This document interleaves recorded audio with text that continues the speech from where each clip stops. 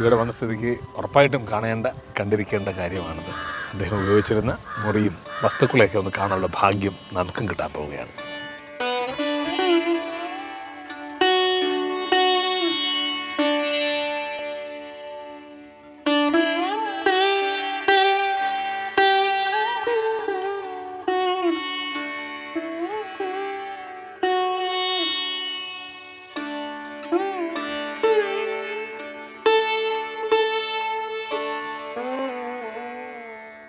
ഇത് വൈദിക മഠം. ഇവിടെയാണ് അവസാന കാലഘട്ടങ്ങളിലൊക്കെ ഗുരുദേവൻ കഴിഞ്ഞിരുന്നത്.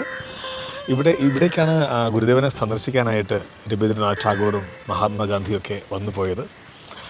ഇപ്പോൾ നമ്മൾ കണ്ടുകൊണ്ടിരുന്നത് അദ്ദേഹം അവസാന നാളിൽ ഉപയോഗിച്ച കട്ടിലും വടിയും ഒക്കെയാണ്.